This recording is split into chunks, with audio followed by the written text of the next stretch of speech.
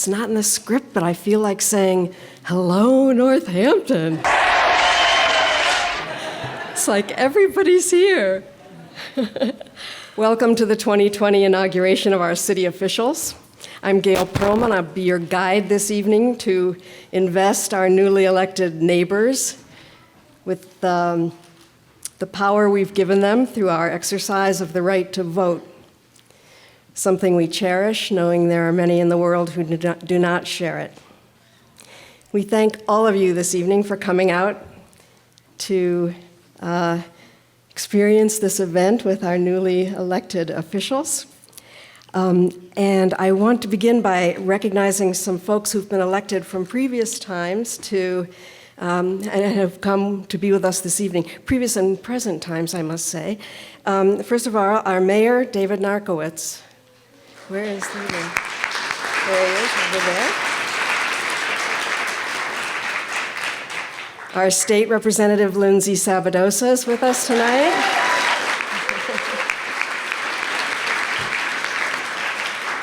You see former Mayor Higgins in the audience.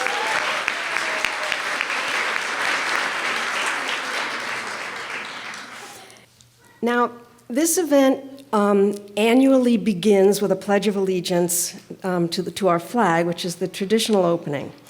And the tradition has now been really cemented in place because Steve Connor's been leading us in the pledge for, how many years is it now, Steve? This is number 3? This is number 3, all right. Steve Connor is a Northampton native, a veteran who served with the Navy in the 1970s. He's been a local veteran service officer here since 2004 and now serves as the director of Central Hampshire Veterans Services. He's past president of the Mass Veteran Service Officers Association, and he's an advisor to massvetadvisor.org, which is an online resource for the nearly 500,000 Massachusetts veterans. Steve is also a member of Governor Charlie Baker's steering committee to develop and implement a plan to end and prevent homelessness among Massachusetts veterans. So would you all rise if you're able to do that, and Steve will lead us in the pledge.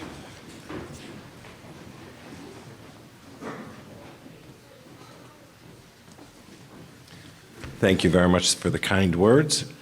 I will point out that the oath that is going to be presented today is very similar to the one that everyone who joins the military today takes, and that's an oath to the Constitution, not an oath to any office or officer, but to the Constitution. I pledge allegiance to the flag of the United States of America and to the republic for which it stands, one nation, under God, indivisible, with liberty and justice for all. Please remain standing. Thank you.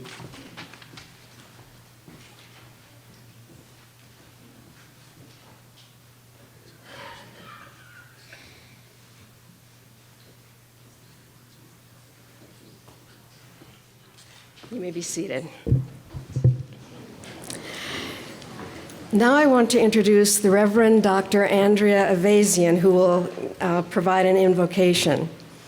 If we all didn't know her so well, I'd stick with her august titles in introducing her, but there must be only a very small percentage of people in Northampton who don't know her. So with her permission, she'll be Andrea for the rest of my introduction. Andrea currently holds multiple titles of distinction. She's the founder and director of the Sojourner Truth School, a brilliantly conceived training ground for advancing the skills of social activist leaders in the Valley. She's also the associate pastor of the Alden Baptist Church in Springfield and former senior pastor of the Haydenville Congregational Church. If we go back far enough, she was a nurse and mountain climber. And she has recently joined the vast cadre of people learning to be the best mothers-in-law in the world. And at least as of last week's Gazette, she's a poet. You'll find Andrea anywhere where social justice is being pursued.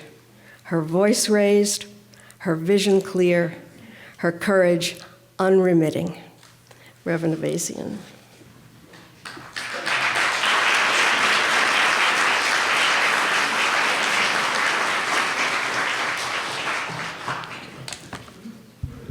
Thank you, Gail. I didn't imagine that introduction. For 1 minute, did I not imagine that introduction? Greetings, friends. The Northampton City Charter states that all of you, our esteemed elected officials, shall on the first Monday in January meet and take an oath or affirmation to the faithful discharge of the duties of your office. Rabbi Justin David and I are here to reinforce that faithful part. I have been asked to offer an invocation. An invocation calls forth or invokes the Spirit, however you conceive of her. So let us gather ourselves together in a spirit of reverence. O Holy One, known to us by so many different names, and revealed to us in so many different ways, we know you are present on this day, in this place, showering your blessings on these fine public servants who are committed to doing good work in this, our beloved community. We believe you filled this place with your grace before we arrived, and you are surrounding these dedicated leaders with your wisdom. We ask that you guide our elected officials in the deliberations that lie ahead so that they are infused with a strong sense of integrity. We ask that you strengthen them so that they feel compelled to do what is right, not necessarily what is popular. We ask that you comfort them when the work is stressful and the hours are long. May you lead them to rest beside still waters. We also ask that you lovingly prod and nudge them when they fail to hear the cries of the poor, disturb their conscience when they please the powerful and silence those on the margins of power, and prick their hearts when they do what is easy rather than what is brave. This community is counting on these individuals called to service to lead with open minds. May they excel at the fine art of collaboration, and may they experience delight in laboring together as an effective, productive, and harmonious team. We are all in such need of models of harmonious leadership. May these elected officials always remember that they are valued, admired, and supported. And may our gratitude for their work on our behalf be wind in their sails when the seas are turbulent and the far shore is not yet in view. O Holy One, source of vision and strength, fill these good women and men with the sure knowledge that their leadership will nurture, guide, and protect a remarkable community in a lush river valley on this good green earth. Shepherd our leaders through the important work that lies ahead as they shepherd us through the changes and challenges we will face together in the coming years. Amen. Now, what happens next is that I'm going to swear in the city clerk, who, after she becomes official, will swear in everybody else. It is my great honor to introduce our city clerk, Pamela Powers, who has been reelected to her post. Pam is a human energy of productive activity, full of ideas and full of the energy to carry them out. Before her first election, she served as the administrative assistant to the city council, where she performed as a model of efficiency and order. And how easy do we suppose that was to carry off? And she now expends the same kind of energy that she did then in the city in her new position as our elected city clerk. Now, I've actually met Pam's efficiency in my own recent life. A few days ago, I was in touch with her to think through this program. She, who is by now a veteran of this event, flooded me with all the information I needed, sent copies, explained decisions, and suggested that I look at the previous inaugurations on YouTube, which had been filmed by Northampton Open Media. Just Google it, she said. I do that for everything, even how to change the washers in my faucet. So let's just be in a little awe of that. When the city's work is done, which I know can take place sometimes in the very wee hours, our city clerk, this woman of multiple talents, relaxes at home fixing the plumbing. Our city clerk, Pamela Powers.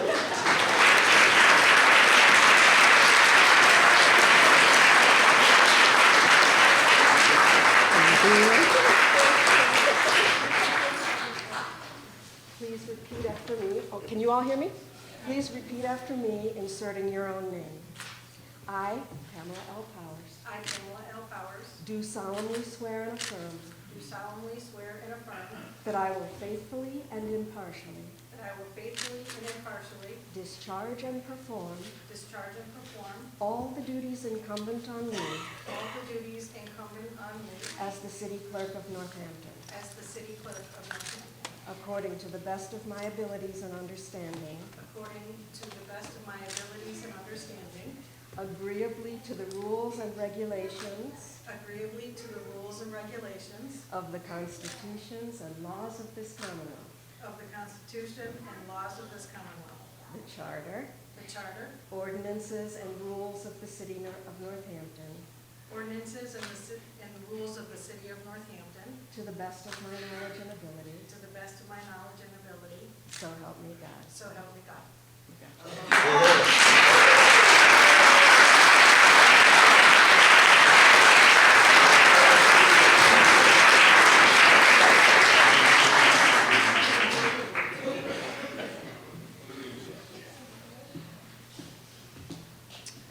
So now I have prepared statements for each one of you elected officials. No, I'm kidding.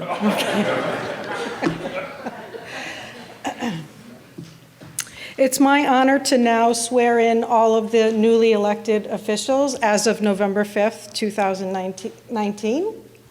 And we're going to start with the city councilors. I'm going to ask that the city councilors, the at-large and the ward city councilors, please stand.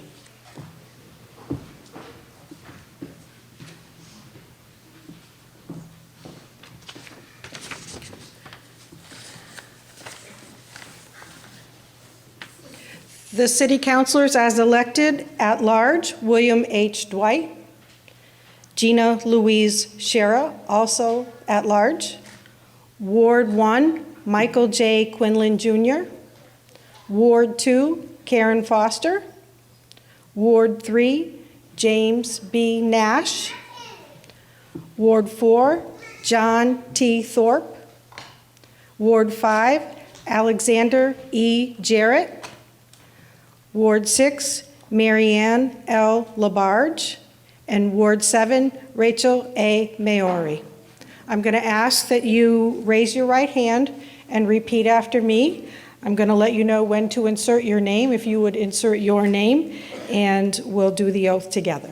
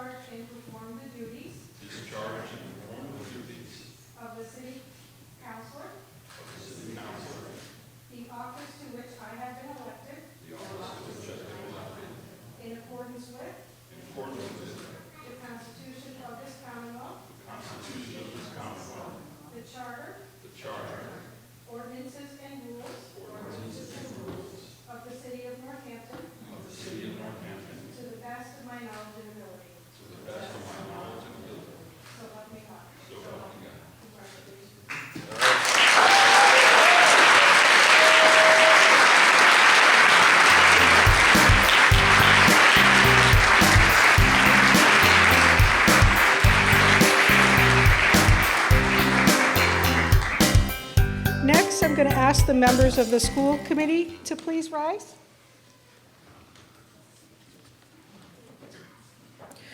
Your newly elected school committee members are at-large Ronnie Gold, at-large Susan E. Voss, Ward 1 Rebecca Busansky, Ward 2 Laura A. Fallon, Ward 3 Emily Seraphy Cox, Ward 4 Sean Condon, Ward 5 Dina Levy, Ward 6 Lonnie Kaufman, and Ward 7 Kaya E. Goldman.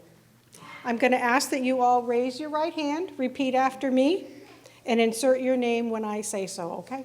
I, please insert your name.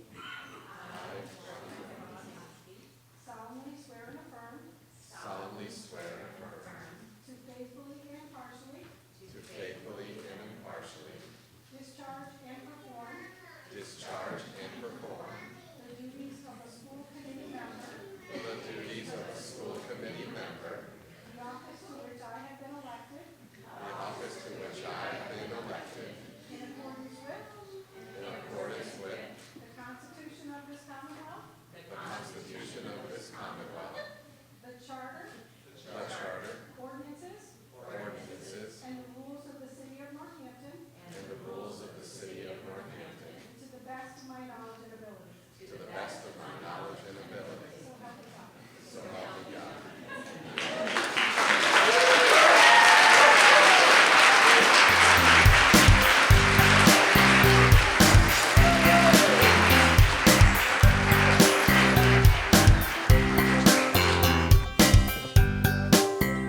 Next, we're going to do the superintendents of Smith Agricultural School. I'm going to ask that you please rise. These are not newly elected. The trustees of Smith Agricultural School are Michael T. Kaling, John E. Cotton, and Thomas M. Fitzgerald. I'm going to ask that you raise your right hand, repeat after me, and insert your name when I ask you to. I, please insert your name. Solemnly swear and affirm. Solemnly swear and affirm To faithfully and impartially. to faithfully and impartially Discharge and perform. discharge and perform The duties as a superintendent. the duties of superintendent Of Smith's Agricultural School. of Smith Agricultural School, The office to which I have been elected. the office to which I have been elected, In accordance with. in accordance with The Constitution of this Commonwealth. the Constitution of this Commonwealth, The Charter. the Charter, Ordinances and rules of the city of Northampton. ordinance, and rules of the city of Northampton, To the best of my knowledge and ability. to the best of my knowledge and ability. So help me God. So help me God. Congratulations.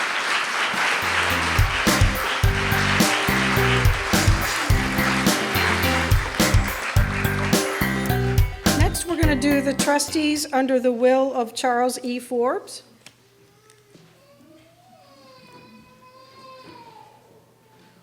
Our newly elected officials, Emily C. Probaker, Joseph A. Turak, and Kathleen White. I'm going to ask that you raise your right hand and repeat after me. And when I ask you, please insert your name. I, please insert your name. Solemnly swear and affirm. To faithfully and impartially. Discharge and perform the duties. Of a trustee of Forbes Library. The office to which I have been elected. In accordance with. The Constitution of this Commonwealth. The Charter. Ordinances. And the rules of the city of Northampton. To the best of my knowledge and ability. So help me God.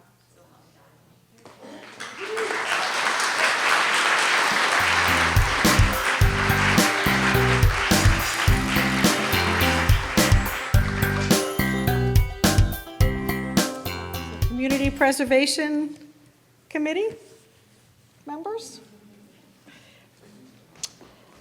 Kay Christopher Hellman and Dan Krasner, congratulations on your recent election win. And I'm going to swear you in. I'm going to ask you to raise your right hand, repeat after me, and insert your name when I ask you to.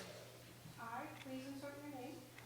I, Randall Fred, Solemnly swear and affirm solemnly swear and affirm to faithfully and impartially faithfully and impartially discharge and perform the duties discharge and perform the duties as a member of the Community Preservation Committee, as a member of the Community Preservation Committee, the office to which I have been elected the office to which I have been elected in accordance with in accordance with the Constitution of this Commonwealth, the Constitution of this Commonwealth, the Charter, the Charter, ordinances, ordinances, and the rules of the City of Northampton and rules of the City of Northampton, to the best of my knowledge and ability. to the best of my knowledge and ability.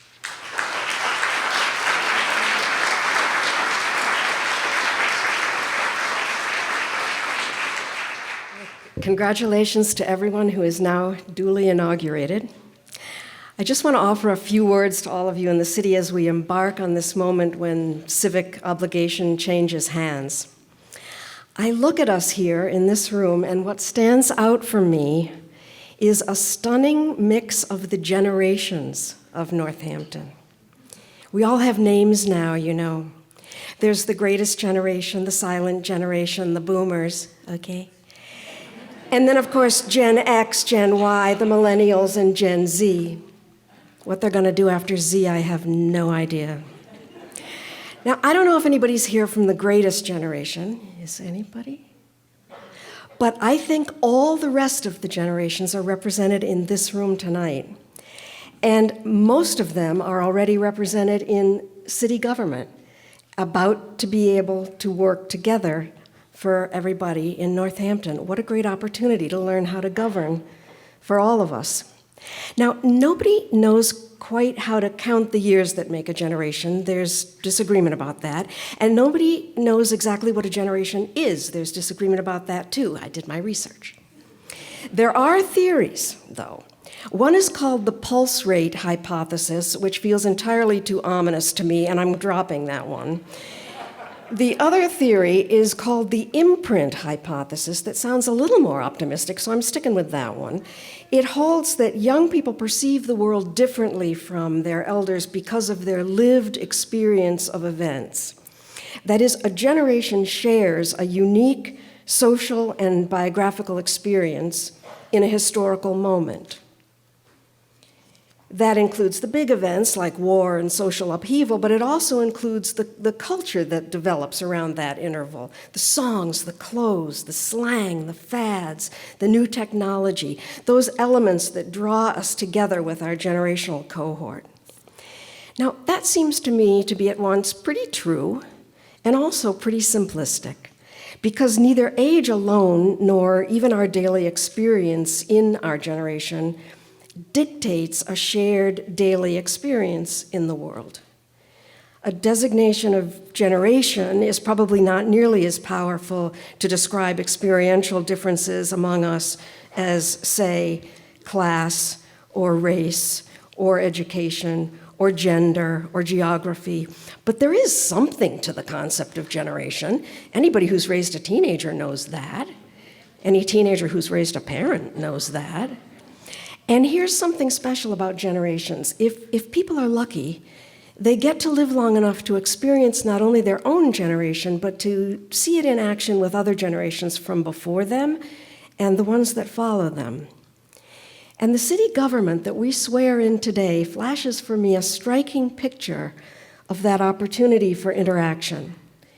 Composed of multiple generations, you now have a chance to teach us how to do it. How the generations can learn one from another, the older ones and the younger ones, how to capitalize on the lived experience of each generation.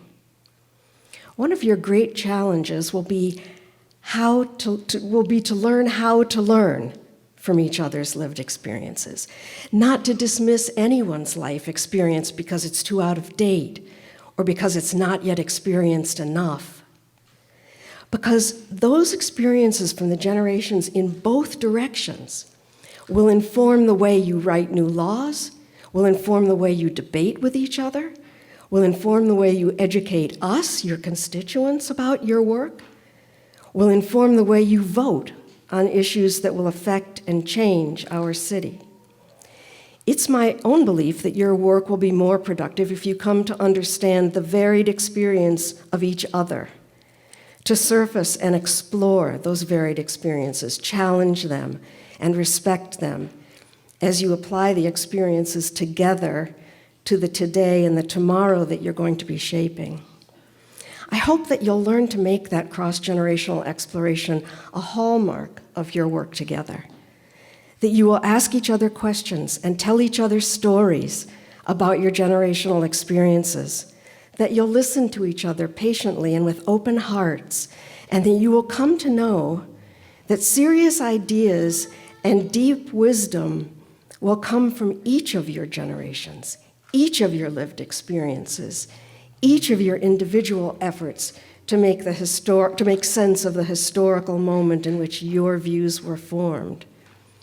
And while you're practicing the art of governing this way, and checking in, by the way, on the generational ideas of Northampton's residents as well, we'll be listening as you go, trying to learn from you, chiming in ourselves from time to time, and holding on to our hope that you will reflect, refine, and respect multiple perspectives and become a model for us of just how to do that. Much luck to all of you in your endeavors.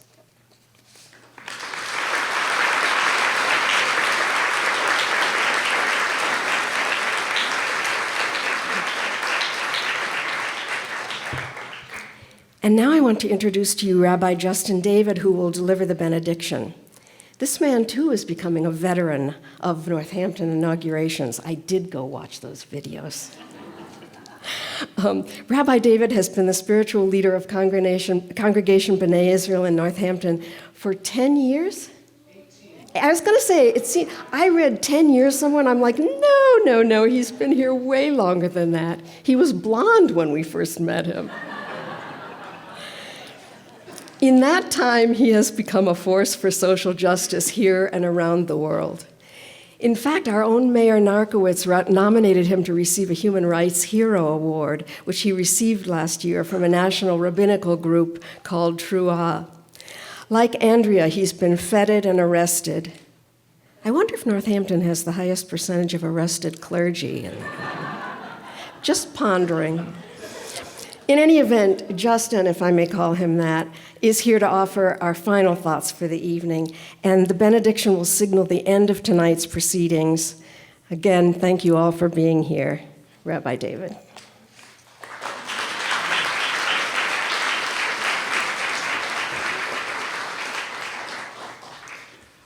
For the record, I've been here, this is my 18th year, so that's very much in keeping with Gail's eloquent discourse on generations. And I'll just say, both my sons are home from college, and I haven't been okay boomered in a few weeks, so it's been good. There was a sense among my ancestors who lived 2,000 years ago that the day of Yom Kippur, the Day of Atonement, the holiest day in the Jewish calendar, was a day in which the entire world hung in the balance. And so after the central rituals were performed in the temple, there was a prayer by the high priest that seemed to calm everyone's nerves and to reassure everyone that they would make it through and thrive in another year. I bring this up because speaking to people and keeping an ear to the ground and listening to the public discourse, it's pretty clear to me that so many of us feel at this time, for all kinds of reasons, that there's so much that hangs in the balance. And so with great gratitude for all of you who've given of your time and your energy and are about to do this and to commit this great act of service, I'm enormously honored to be here. And for all of you who are dear friends and family of everyone sitting on this side of the room, you too are making a great sacrifice and a great contribution to our community. And as much as we all feel that there's so much hanging in the balance right now, I'll just share that my experience of Northampton is one of a collective humanity and human connection and optimism. But nevertheless, we need from time to time words that remind us of our deepest values and our mission. And so I share with you this short prayer that's a mirror of the prayer of the high priest on Yom Kippur, that's from this prayer book that was actually edited by Northampton resident Rabbi Ed Feld and is used by hundreds of thousands of people around the world every high holidays. So here are the words. As the spirit of the universe is gracious and compassionate, so you should be gracious and compassionate. Help the needy, visit the sick, comfort the mourners, attend to the dead. Share your bread with the hungry. Take the homeless into your home. Clothe the naked when you see them, and do not turn away people in need. Help those who have no help. Be eyes to those who can't see, feet to those who can't move. What is hateful to you, do not do to your fellow human beings, but love your neighbor as yourself. Love peace and pursue peace.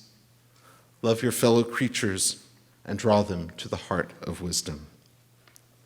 Then shall your light break forth as dawn, and your healing spread quickly.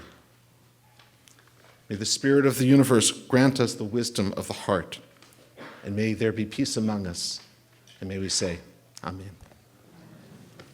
Thank you, congratulations, and good luck.